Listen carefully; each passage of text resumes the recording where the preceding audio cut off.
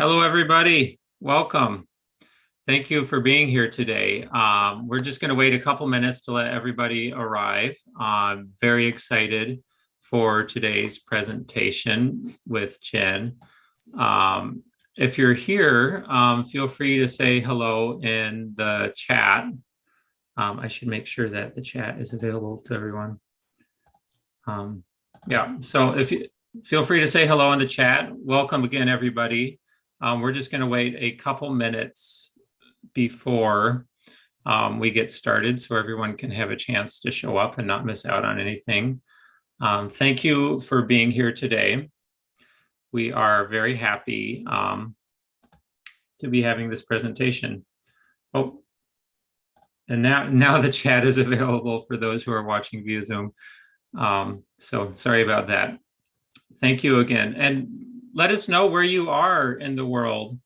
I find it always interesting to see where our audience is located. I know that in some parts of the world, you'll be watching this from the recording because it's the middle of the night, but for everybody who is awake and here today, thank you for being here.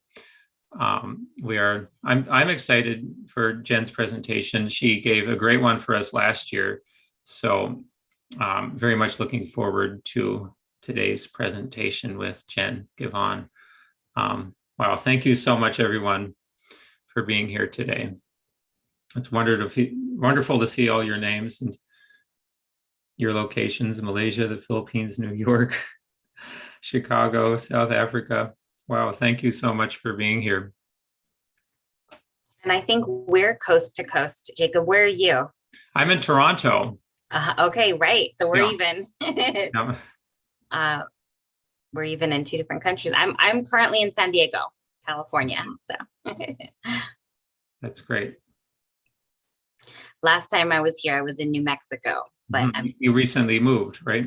Right, taking a year and getting to see if we love the beach enough to stay here.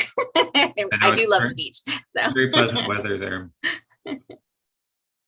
Okay, so we've given everybody enough time to show up. So let me pull up my notes and then let's get started. Hello, writers. This is Jacob Jans with the Writers Workshop at Authors Publish.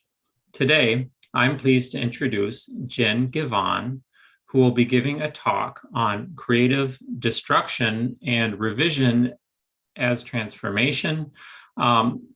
This is a talk about revision with publication in mind, and also just your own resilience and grit, all while still honoring your vision as an author.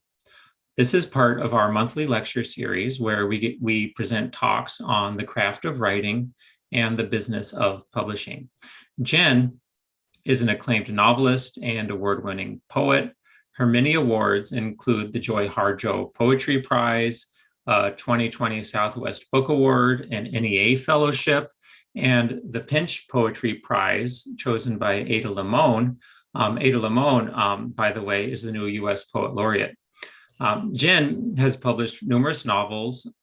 Her latest book, River Woman, River Demon, is available for pre-order right now from Blackstone Publishing. I encourage you, especially if you enjoy this talk, to pre-order a copy of the book, and that will really mean a lot to Jenn. So thank you, Jenn, for being here, and welcome. How are you?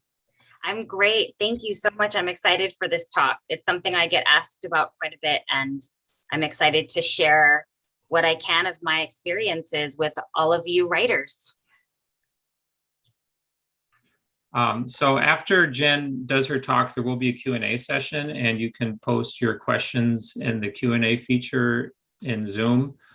So I'll be looking for those as well after her talk. So yeah, let's go ahead and get started. Okay. Let me go ahead and share my screen and let me know if you can see it, Jacob. Yes, there it is. It looks great. All right. So again, thank you all so much for being here. Today's topic is how do we revise our writing to get published while honoring our vision as authors. And as I said, this is something I do get asked about quite a bit because I'm so candid about my experiences in the publishing world. So I want to share a little bit about that with you all as a preface to our conversation. And before we get into some of the nitty gritty, I want to talk about grit and what it takes in order to stay the course as a writer, even amidst countless rejections, because the truth is publication, especially if you're going with the trade publications and you're going the traditional publishing route, is a numbers game. And so that means that you just have to keep sending your work out over and over and over ad infinitum. It sometimes feels like, in order to create the journey or the career path, if you will, of being a writer and sustaining that over the long term. So it really never ends. We have to keep sending our work out. And so I wanted to talk about what revision looks like as a part of that process. Okay, so in order to be a writer, you have to have grit. You can never, ever, ever give up. We are writers. That is what we're here to do. But we are going to get feedback from so many different sources. We're going to get rejection. We're going to be asked to revise. So as a case point, I wanted to share with you about my journey, which is that I started writing novels when I was 26. I had just had my daughter. She was a year old. And I knew that I wanted to write this novel. I'd had it in me, burning inside of me since I was 16 years old. And I had this story that I needed to tell, but it just never was the right time. My daughter is my second child. So, I was full on in the throes of motherhood. I had been earning my master's degree and I was adjuncting at the community colleges, several community colleges. I was exhausted. It was just, there was never the right time to start. And so here I am nursing my daughter, and I heard about this thing called NaNoWriMo, National Novel Writing Month, which I'm sure many of you have heard of and maybe tried and accomplished and won yourselves. Congratulations, if so. And if you haven't, I absolutely recommend trying it as a motivating force. So during NaNoWriMo, you are supposed to write whatever the number is. I think it's about 50,000. I was shooting for 60,000 words in 1 month. And so that meant however many, about 3,000 words per day. And I just decided I was going to do it. And in 30 days, I had completed the first draft of my novel, Jubilee. And, after that 30 days, I had this, I did 80,000 words. I mean, that's how much fire was in me, stored energy that I turned into the kinetic energy during NaNoWriMo. And, then I was like, okay, I have this draft. Now what? 80,000 words, about 300 pages, but it was the very first piece of sustained fiction that I had ever written.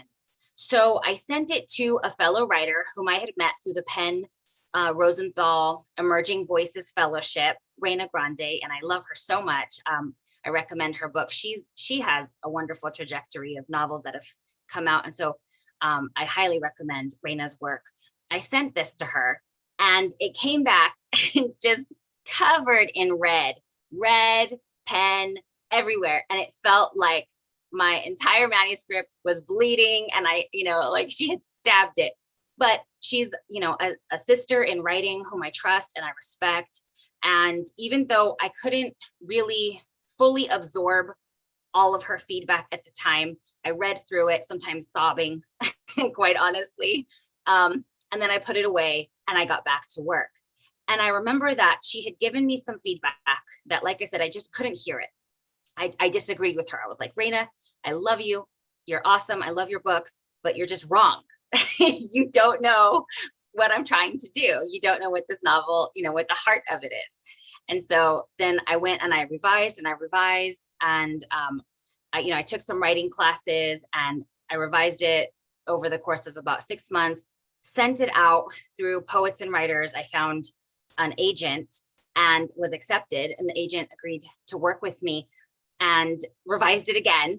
And then she sent it out to all of the publishers. And I got some great feedback, some really heartwarming and encouraging responses. but ultimately it was rejected everywhere by pretty much all of the major publishers, many of the independent publishers, university presses. Like it was rejected. And so at this point, a lot of writers might think, well, it didn't work. It's time to give up. And I've often heard the advice, your first draft is just for you to learn, and you put it away in a drawer and you move on. So I was at the time already working on another novel, Trinity Site. And I had this idea that had come to me, and I wrote it over the course of 2 or 3 years. And all this time raising my children and finishing up an MFA. And I was really excited about Trinity Site. I sent it out to an editor friend of mine who used to work at one of the big trade publishers, and she loved it. She said, "This is fabulous. Oh my gosh, you need to send this out."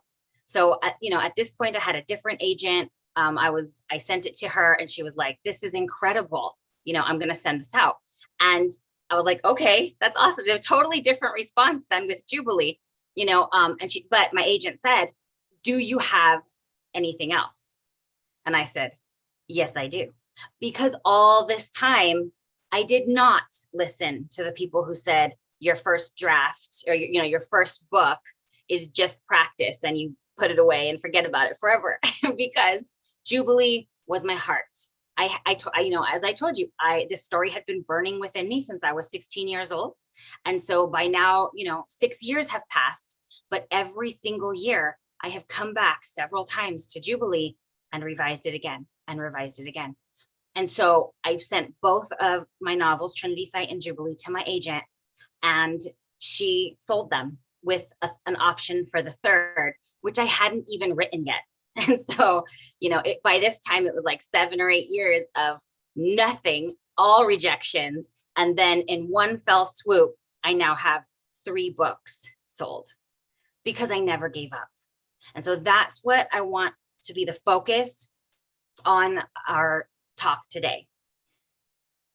So this is kind of the guiding quote and what I'm calling, or the guiding idea, this quote from Wilke, and how I have lived my writing life, although I've often railed against it, and it's very difficult sometimes, but this has been kind of the idea. Be patient toward all that is unsolved in your heart, and try to love the questions themselves, like locked rooms and like books that are now written in a very foreign tongue. Do not seek the answers which cannot be given you, because you would not be able to live them. And the point is to live everything. Live the questions now. Perhaps you will then gradually, without noticing it, live along some distant day into the answer. And so when I finally was going to publish Trinity Site, which came out in 2020, I was revising it in 2019, and I'm sorry, Jubilee. Let me go back a second. Trinity Site had just been published in 2019, and I was working on final revisions for Jubilee. And so I took my kids over to my mom's house and I said, "Mom, I have a deadline. I have to get this final chapter written. And I don't exactly know how it's going to go. And so I need some quiet in the house." And I sat down and I wrote it, and I was crying through writing it. And I was like, this is exactly what needs to happen. And I called my mom and told her what had happened. And I finally took Reina Grande's advice that I had railed against. It was like 8 long years. I hadn't been able to see it for 8 years. I was like, no, she's wrong. She's wrong. That's not what happens. And I called my mom and I told her what happened in Jubilee. And she said, "Isn't that what always happened?" And so for me, that gets at the heart of revision and how this Rilke quote applies, because in order to maintain my own vision as an author, I had to live the question, and it had to come to me through lived experience and through the experience of learning how to become a writer, learning how to revise, learning, how story structure works. I couldn't just take the advice and plop it in because it wasn't organic to me, right? But I took it and I put it somewhere in my heart, and eventually lived it. And so that's how one of my major pieces of advice is that not only do you never, ever, ever give up, but that you only take in that which makes you stronger, because you're going to get advice from every which way. right? You're going to send your work out and people are just going to give you their advice. And whether that is editors, publishers, teachers, mentors, fellow writing friends, and as well as just your friends who happen to want to read your book, and readers themselves, right, are going to give you reviews. And so you're going to get all kinds of feedback. And as a writer, you have to learn to take in that which makes you stronger and know how to put it inside of your heart in a way that it can be useful to you and it doesn't stop you. It doesn't impede your process. It doesn't quell your voice, but it just helps you, right? Eventually as a writer. So I want to give one more little case point, revise like a mother. So this is my daughter and me, and my daughter is 11 years old. And during the pandemic, we started writing a young adult book together. And we finished a book and we sent it out to our agent. And just like Jubilee sent it around, it did not get picked up. And so now we have a new agent. And upon reading it, she has suggested all of these changes, like major, major changes at the structural level, with the mythic framework, with the plot, just all kinds of changes. And so we're making them right now, and we're going to resend them to our agent, who's going to send them out to our publisher. And so I asked my daughter how she was okay making all of these changes. And I want to share with you some of the advice, right, that my daughter and I have come to when we're thinking about revisioning, as like the old saying of killing our darlings, right? And so just like there's been that advice that your first draft is just practice and you put it in a drawer, I do not subscribe to that. I think that if it's your heart, then you keep revising it until it's, no matter what, until it's finally time, until it's finally ready. You just keep polishing it and sending it out. And so with killing our darlings, I don't think that's true, right? Darlings is kind of like, they're so precious, right? And yeah, we can definitely get rid of what's too precious, in terms of like sweet or, there's nothing that can't be put through its paces, is what I'm trying to say. Like nothing is above being tested and making sure that it's strong and necessary. But in terms of killing our darlings, the way that I see it is, my daughter said, don't throw a tantrum. and she's 11, but like behind this, right, she was saying, even if you're going to be asked to let things go, that's okay, right? Letting go is a part of life and you don't have to cling to it. So that was part of that, don't get too attached.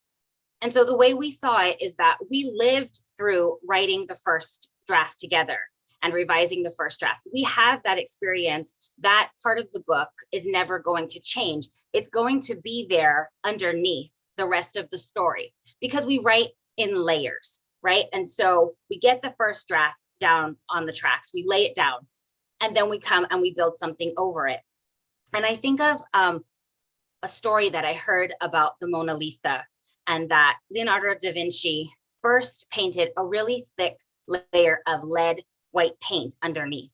And that was so that he knew that all of the layers that he put on top, because apparently he revised it again and again, meaning he went back to it and repainted it again and again over 16 years. And so what we see as the Mona Lisa, and part of why she is so alive to us and she follows us and it seems like she's so haunting, is that there's all of those layers. And he knew that the light was going to travel down and reflect better off of that lead white paint that was beneath the surface.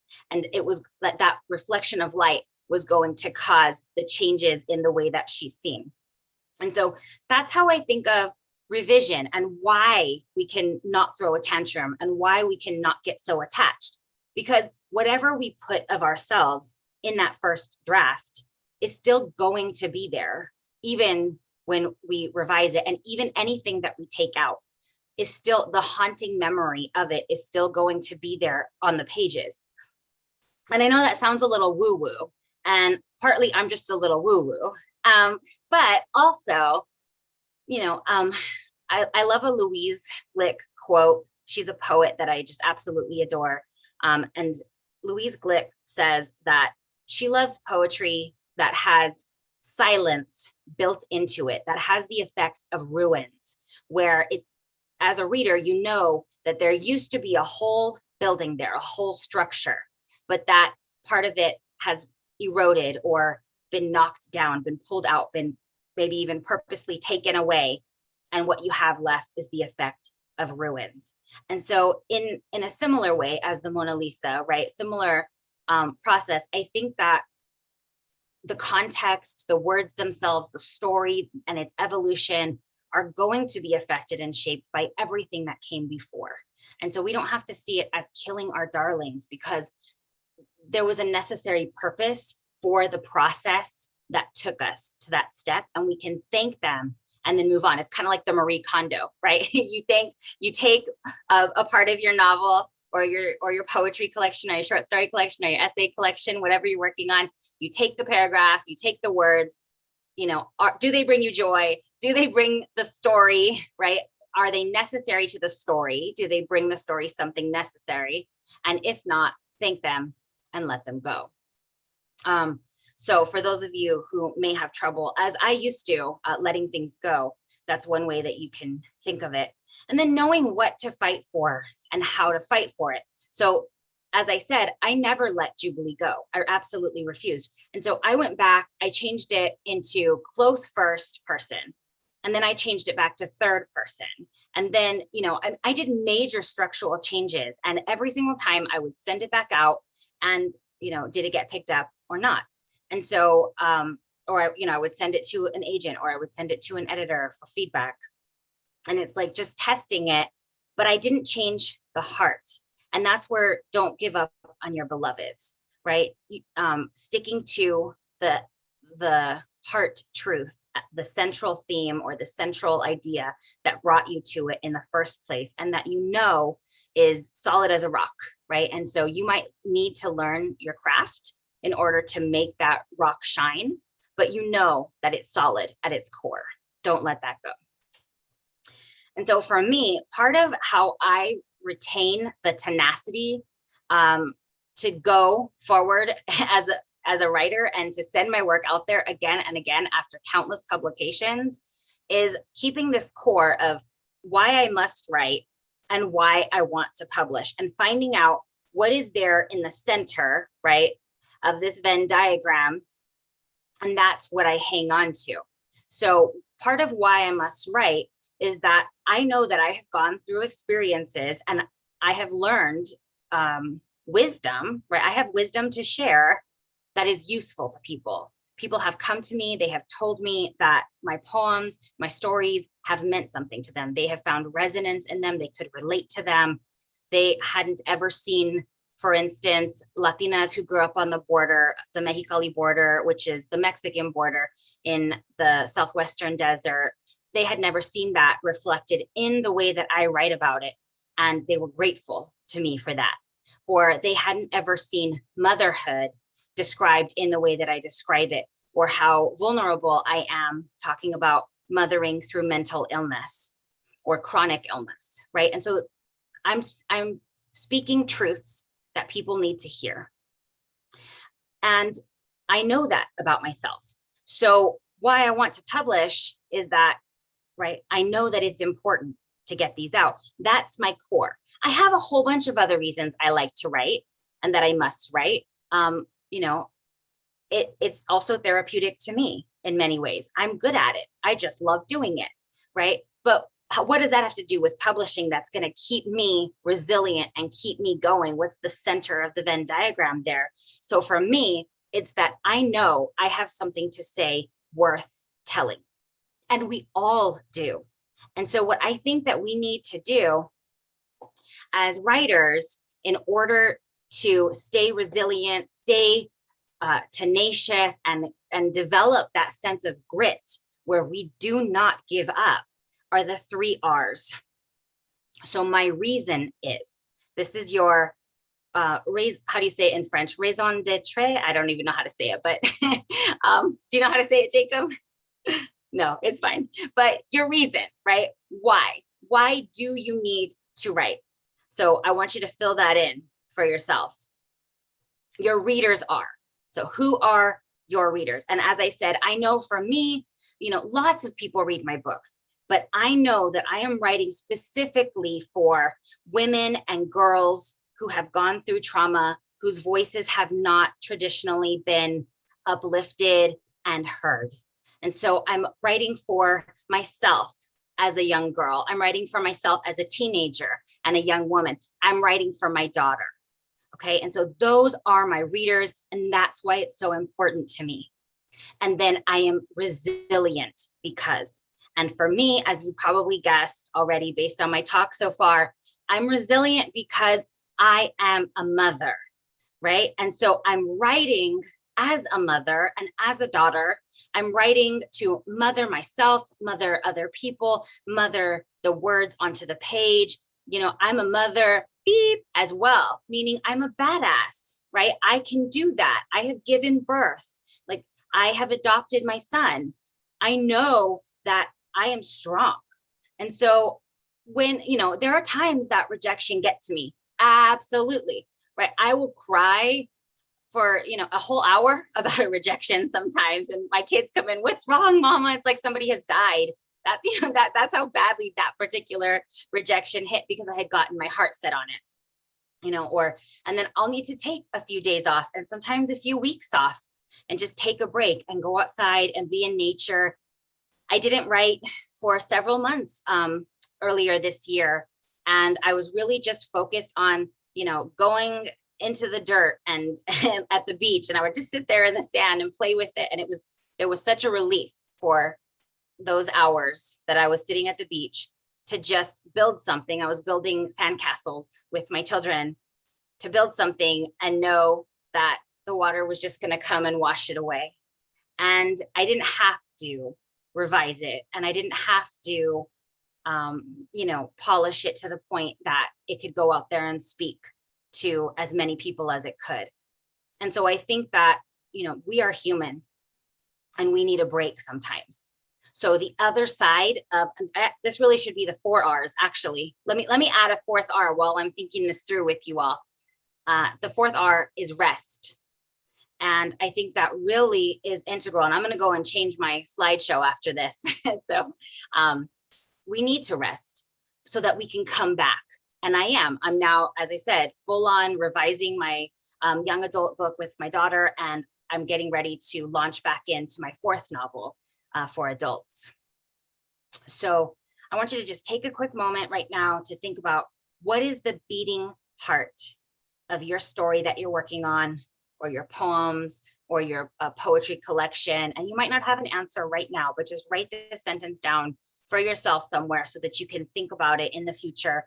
Because this is what, for myself, I have clung to, and what has caused me to be as resilient as I am, because I have been rejected at least, and I'm not kidding, get ready for this, 1,000 times, because I write all the time and I send out all the time, except when I'm resting.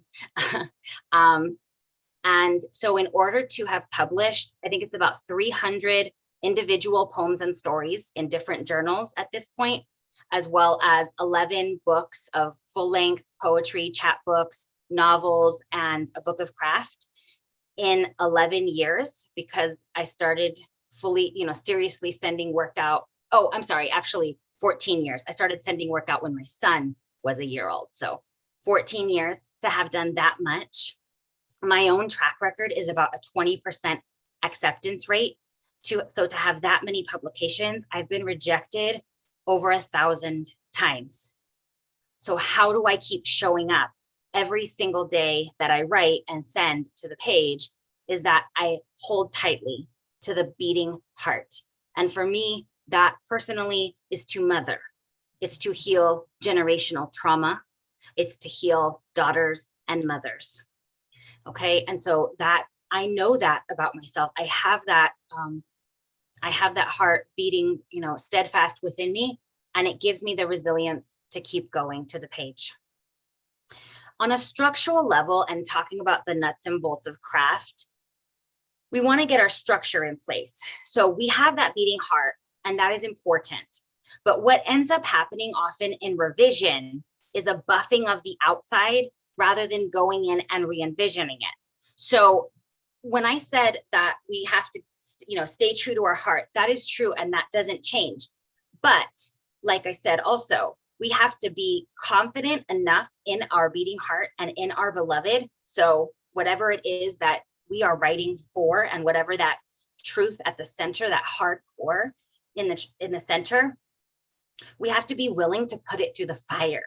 We have to be willing at some times to burn the whole thing practically down to its essence and then start anew. And so this, I got this image from Darcy Pattison. So you can go online and look more into her process. But as a shorthand for mine, I wanted to share this with you, the levels of revision that take place. And so there's the incremental revision, there's the quantum leap revision, and there's the line edit revision. And so what ends up happening a lot of times, and what I tried to do in the very beginning of Jubilee and why it didn't work, is that I was staying at the levels of the incremental revision, which is like making minor additions and deletions, increasing inner and outer conflict, moving scenes and chapters, increasing tension. So I was doing things like that, adding more epiphanies, improving verbs. Those are important craft techniques that we absolutely have to put our stories through. And, we really do need to put them through their paces and be tough on them. So they are important, but they're not necessarily enough, and at least not for every single project. For Trinity Site, it came out because I wrote slower. It took me about 3 years instead of 30 days, right? And so I didn't try to cram it all in. And so there were quantum leaps happening across those years. But what I'm trying to say here is that the incremental and the line edit, tightening up the text, cleaning up all of your prepositions or your all of your adverbs or something, getting rid of all of the adverbs, those are important. But it's the quantum leap revisions that are sometimes what is necessary. So this would be like breaking it into more than one book, adding or deleting a character, combining two characters into one, changing POV, switching genres, change of voice, switch age of reader, replot with major changes, and then expanding chapters and scenes. And I like to think of also with expanding as an accordion method, where you expand it as like much, much bigger than it really could ever possibly be, so that you're not leaving any idea out, and then you squeeze it back together like the accordion. And so this is quantum leap, and this is really going to take time and energy, and you have to trust in your story. Our story is wiser than we are. And every time I say story, I also mean poem, because I'm a poet at heart. You have to trust that your story or your poem is going to sustain it. And if it's not, right, then it wasn't the right one. It wasn't, like, you haven't found the true beating heart yet. And so keep digging deeper. And so if you need help digging deeper, I have that talk that I did with Authors Publish on Stranger Things and going into the subconscious and the underbelly. And I have some tactics for doing that and digging deeper. And that's available from Authors Publish website as well. But yeah, you absolutely have to keep putting your work through its paces. I love a Robert Frost quote that says that a poem is like a piece of ice on a hot stove, and it must ride its own melting. And I think of that as a story too, that it's going to just ride its own melting. And no surprise in the writer, no surprise in the reader. And so I'm all for plotters. I'm a sort of a plotter pantser myself, in terms of how much do I plan, how much do I fly by the seat of my pants. I'm somewhere in the happy middle. But I think that we need to allow those quantum leap revision possibilities, where we really step back and say, okay, I've made something and it works, bravo, because most Americans want, and we're not all just in America, so I would say most people, right, want to write a novel, and only a small percentage ever actually do. So or a poetry collection. So for those of you who have, brava, but you've made something. But can you make something right? Even more beautiful, even more resonant, even more emotionally powerful. So that's something that I think is really important for us. Another thing that I want us to think about in terms of revision and how do we retain our own voice is that the voice that we use in the writing is queen. And yeah, this could be king or queen, whichever resonates most with you. For me, that's queen. But voice is what brings the readers in. It's what grabs them by the throat and won't let them go. It's when someone is speaking and we can't not listen, we lean in. So voice to me is attached to the beating heart of the poem or the story. So if you know what the beating heart is, then I think you might want to keep playing with a voice and asking people, and this is related to point of view, but it could come in third person, it could come in omniscient, it could come in first person. But the voice is when you start to speak, people lean in and listen.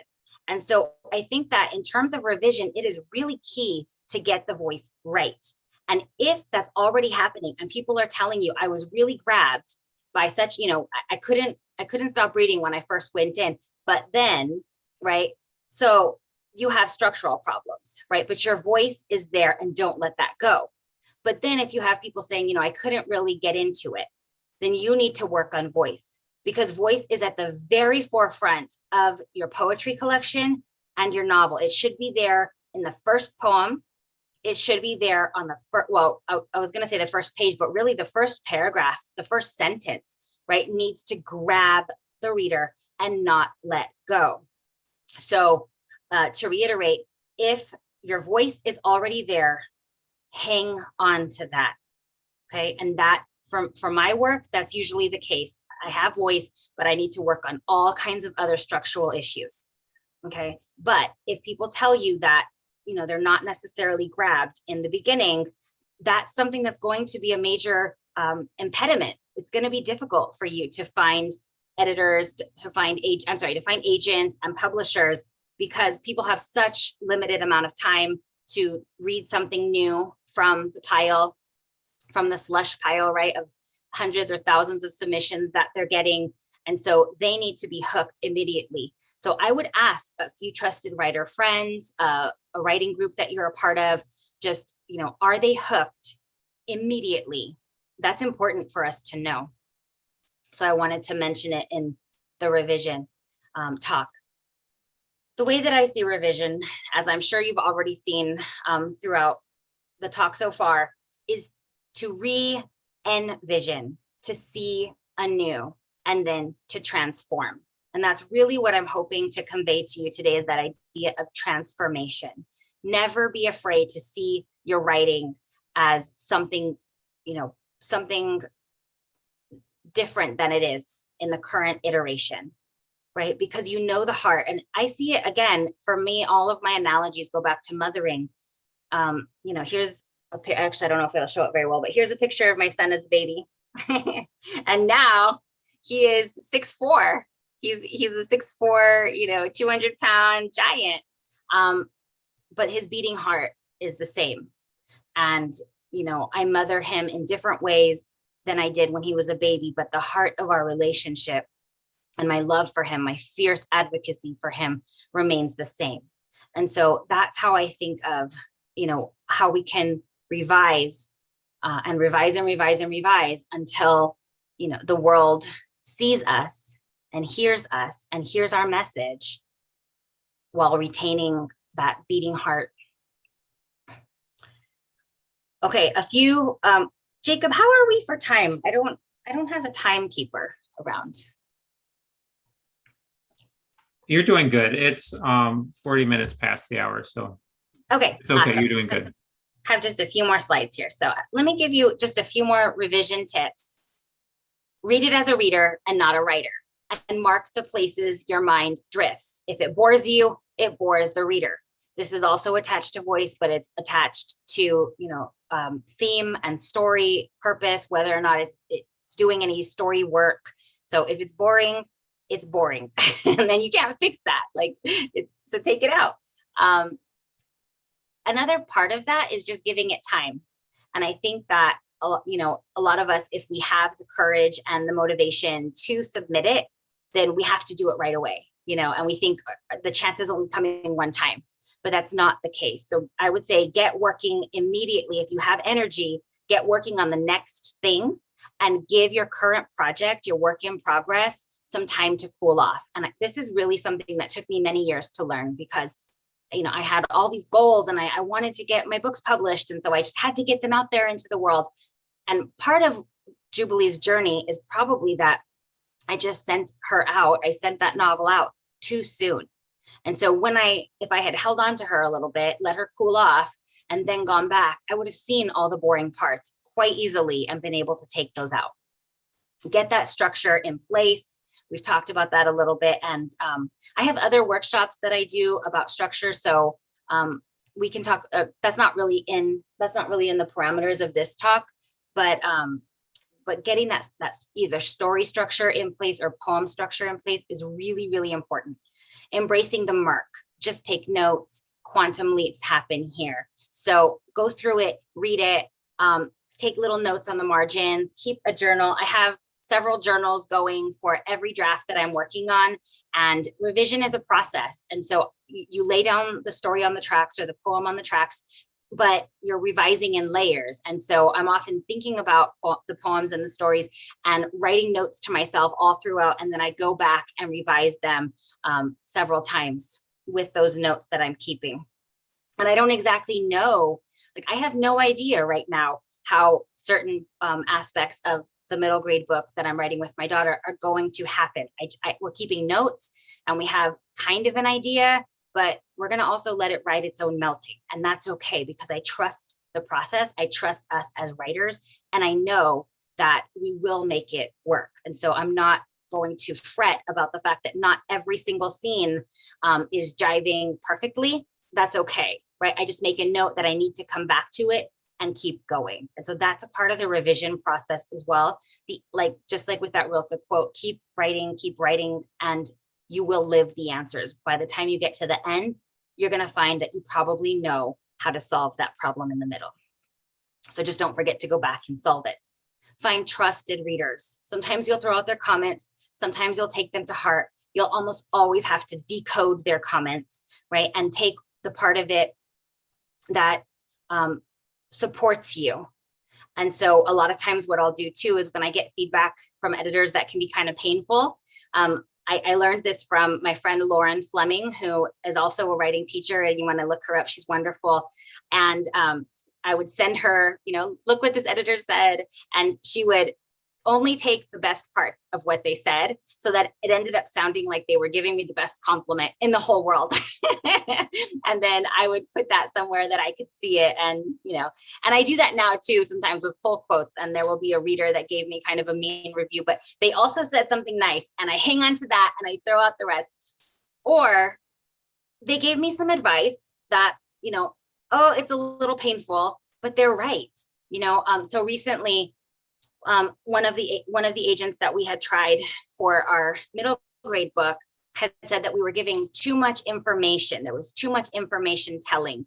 And we thought, well, our protagonist knows a lot. She's a really smart girl, and so at first I was like, they're wrong, just like to Reina Grande, they're wrong, And then I thought about it, and we went through the book, and I was like, oh yeah, she's telling a little bit too much. She does know a lot, but not everything she knows is relevant to the scene. Not everything she knows is relevant to the plot, right? And so she can still come across as really smart, as really sassy, but she doesn't have to tell everything she knows, just what is most pertinent to the moment, okay? And so that's how you decode a comment, where at first it might rub you the wrong way, but just kind of let it sit there, and and you'll know over time whether it's truly applicable to your book or not. Just don't be afraid to listen, even to those sometimes prickly comments that, feel a little uncomfortable at first.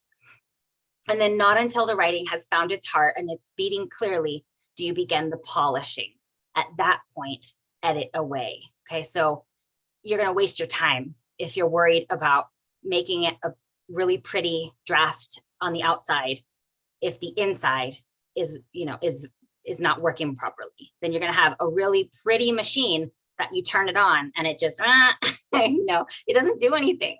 So work on the inside first, inside out, I think is the method. We can't control luck.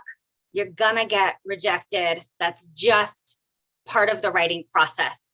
But the way that you succeed over time is to keep betting on yourself, keep writing, keep revising, keep sending it out, taking only that back into you, which makes you stronger, right? And then repeat the process again and again. It's a numbers game.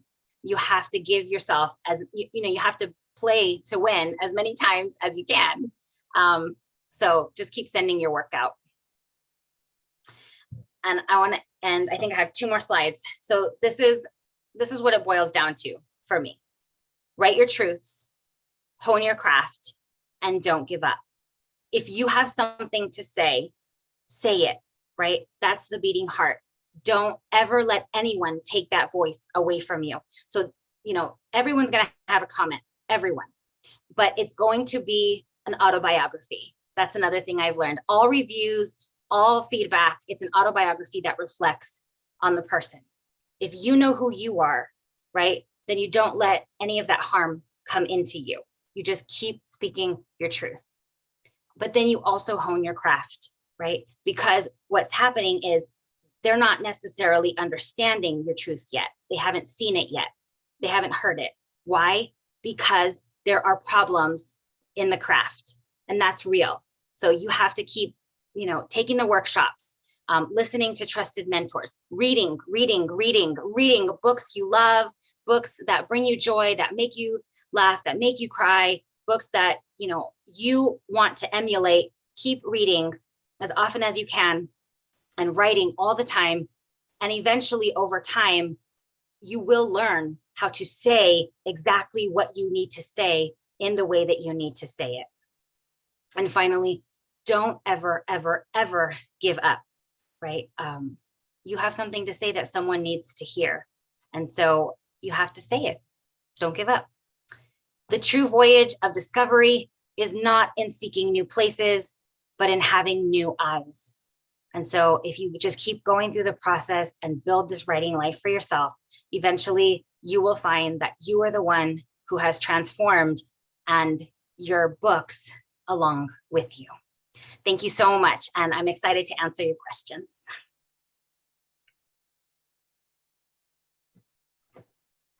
Thank you, Jen. That was wonderful. And we have a lot of questions from the audience, and I have questions as well. So we're going to get through as many questions as we can in the limited time that we have.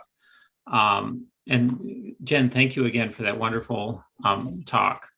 So let's just kick it off.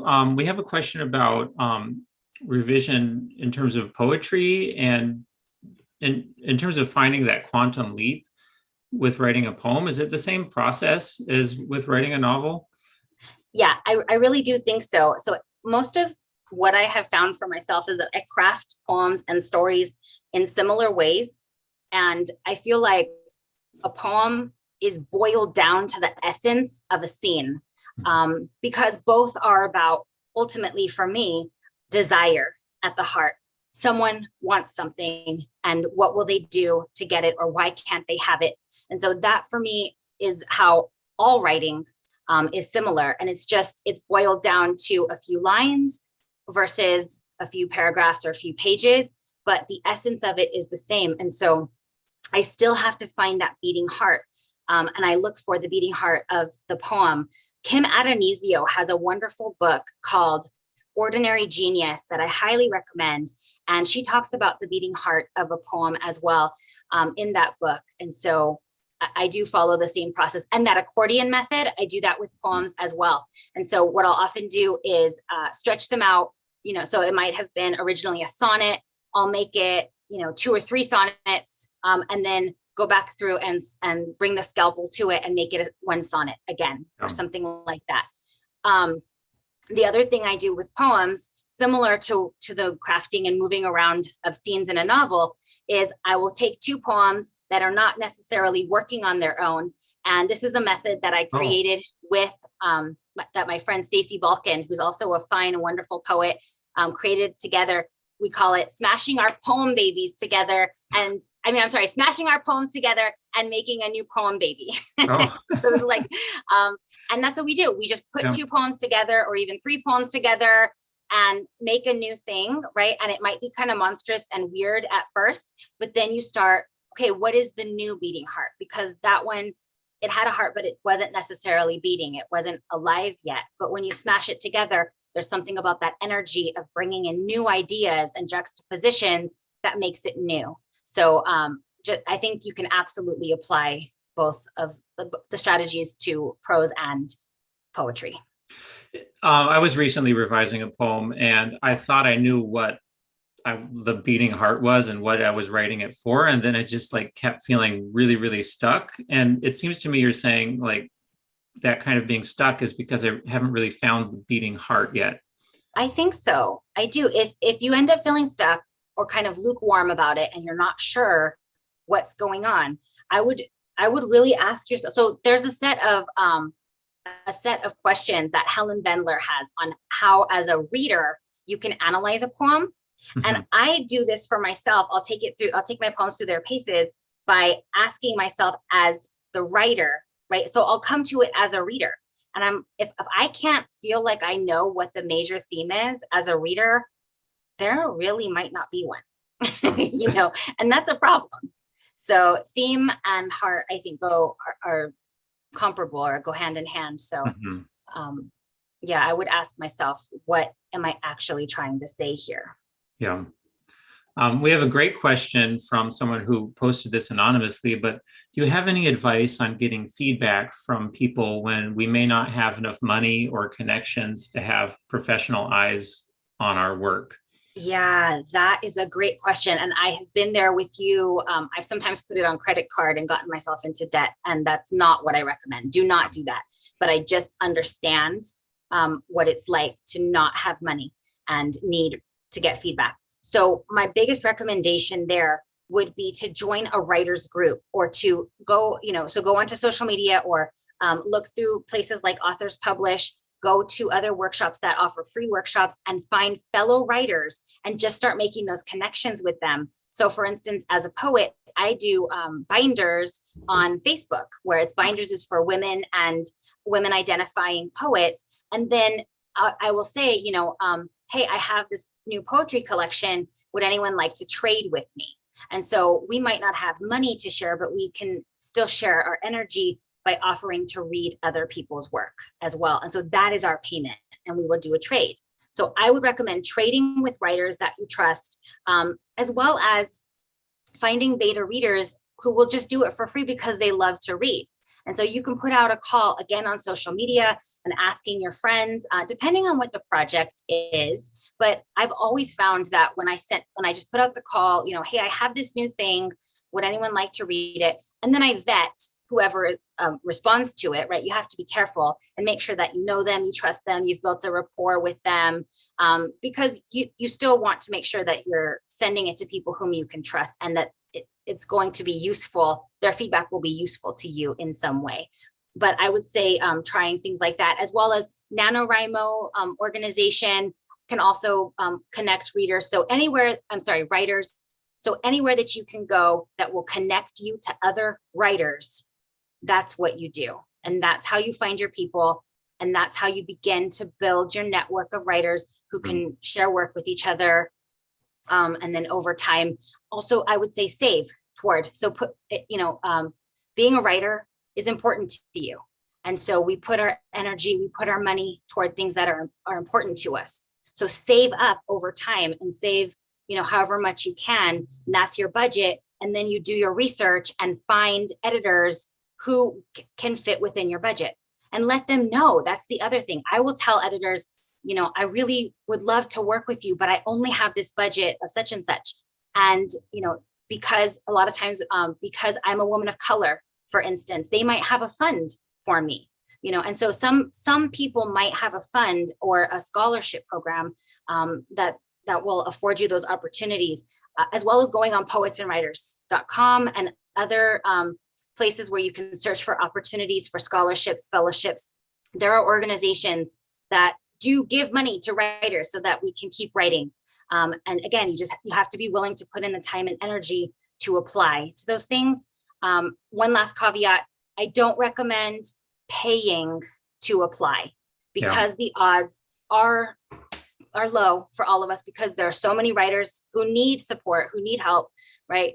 They're getting thousands of applications. So do not spend money on contests or, that kind of thing, because then you're pretty much just throwing your money away, essentially.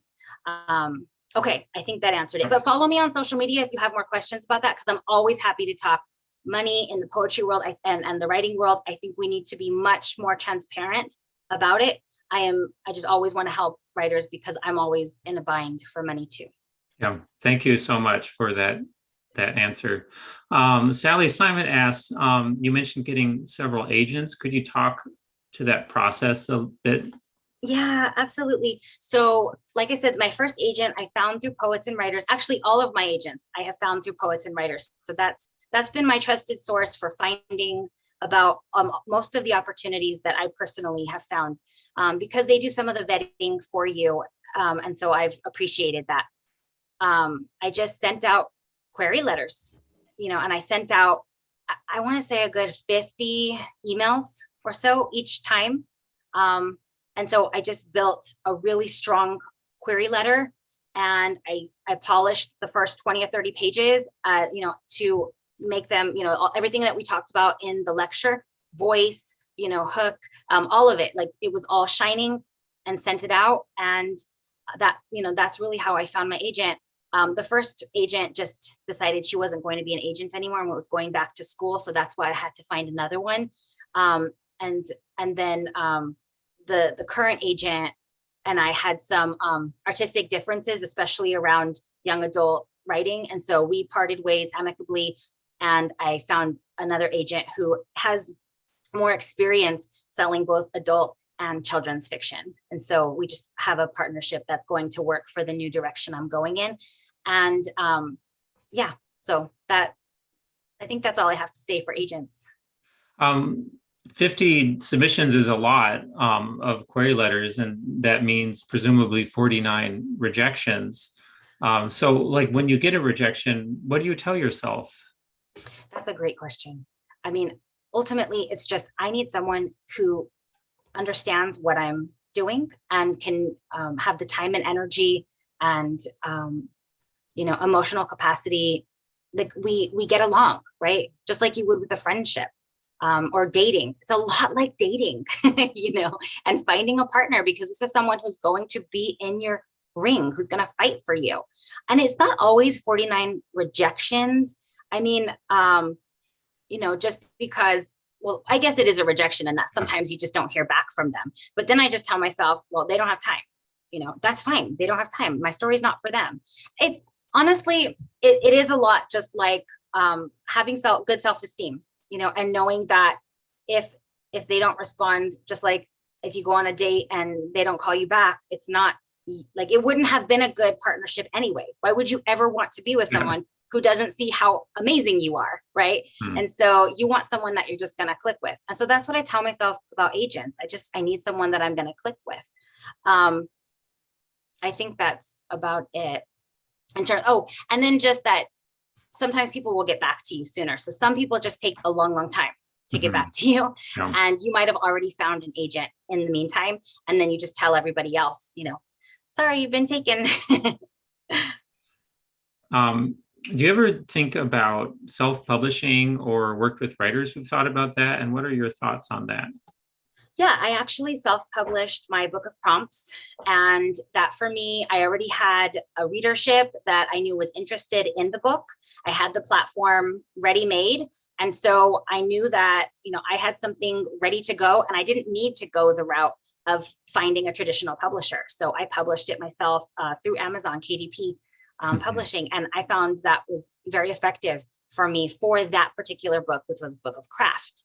Yeah. I don't have a ready-built audience yet. I'm still building it for my adult fiction. And when I say adult, I don't mean like adult themes. I just mean it's not my middle grade. So literary fiction. And then same thing with my middle grade.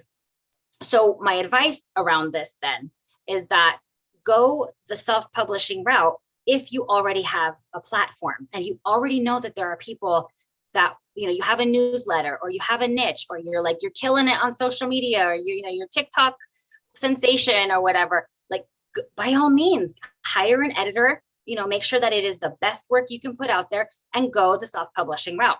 But for many of us, in order to sell our books, we need people who are going to read them.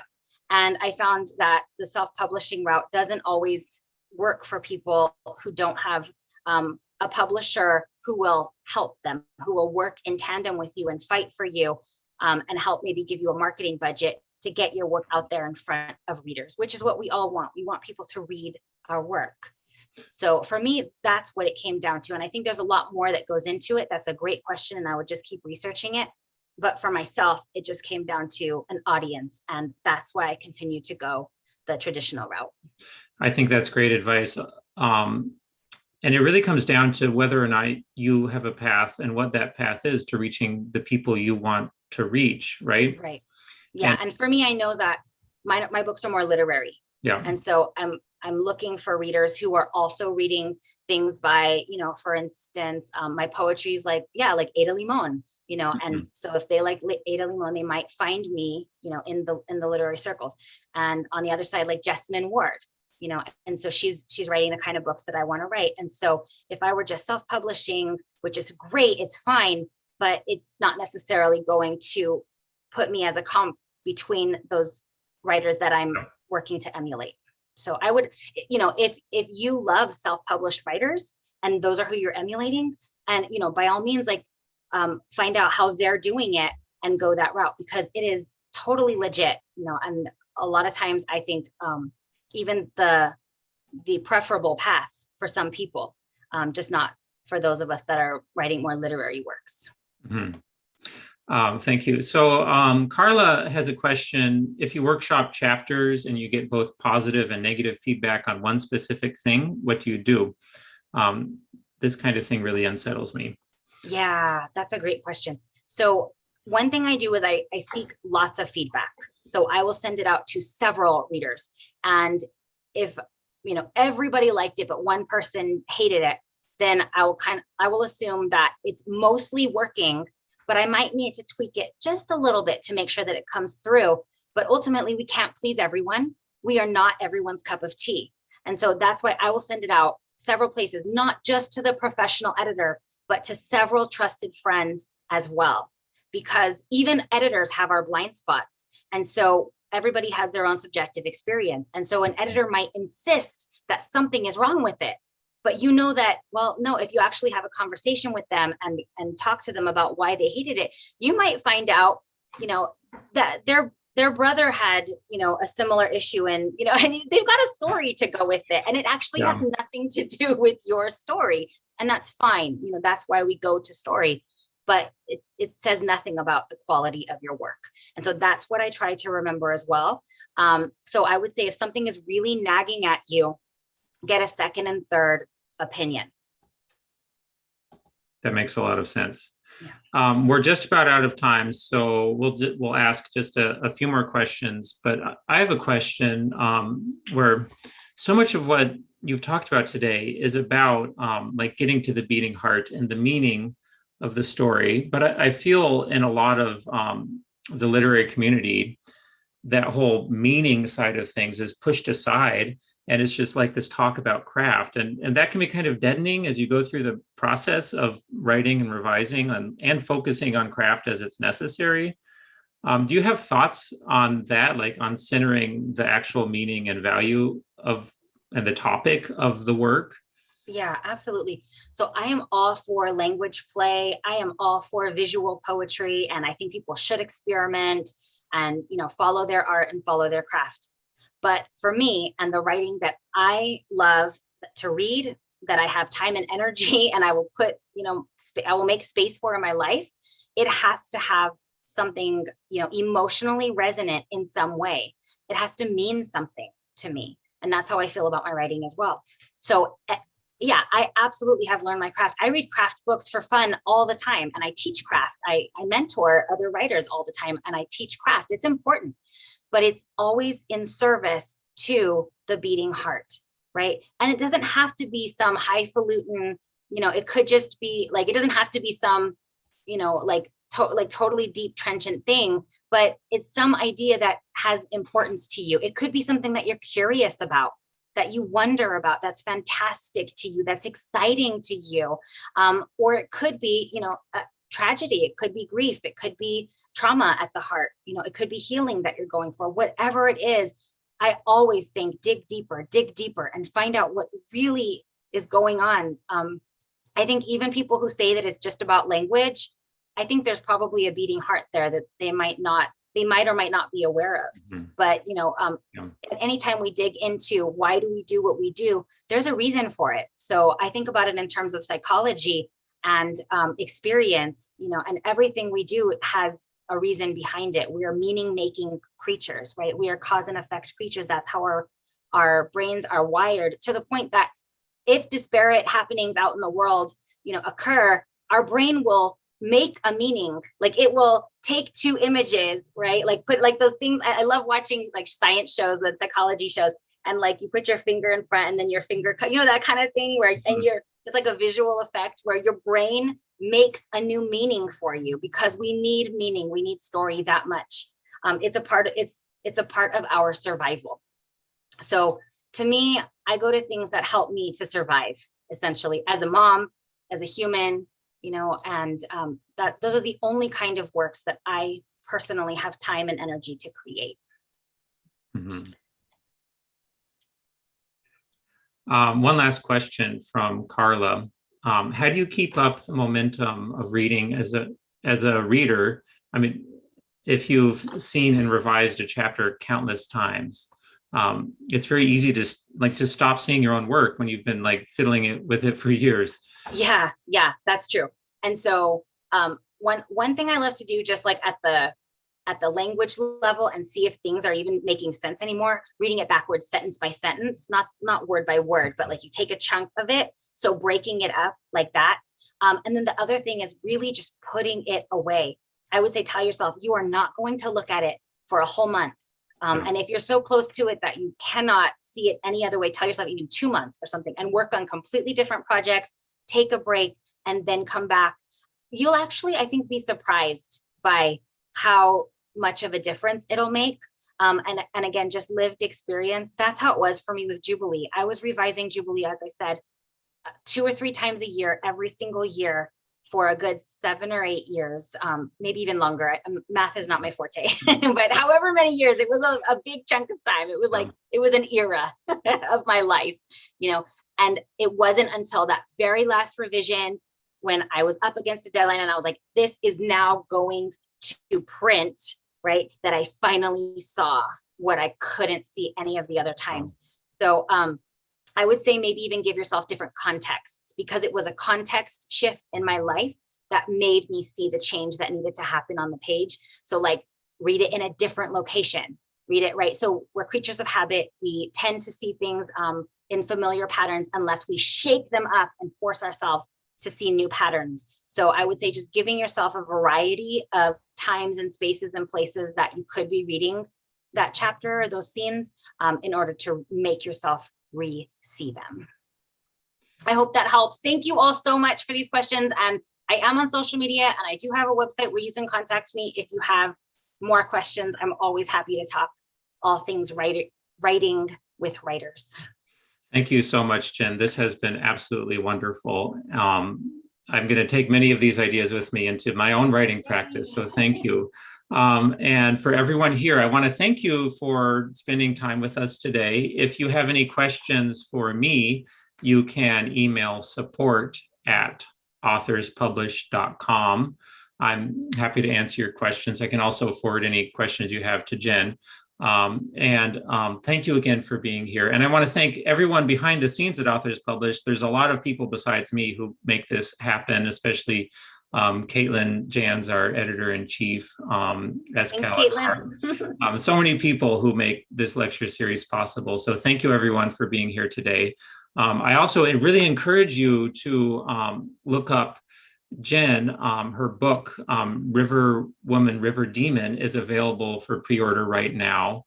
So I encourage you to look up Jenn Givhan and pre-order her book. It's on her website, or Amazon, or I think pretty much anywhere you can buy Everywhere. books, you can pre-order it. So thank you everyone for being here. And Jenn, is there any last piece of advice for our audience today? I think you already know what I'm going to say. Just don't give up. Don't give up. All right. Thank you, everybody, for being here today. Bye.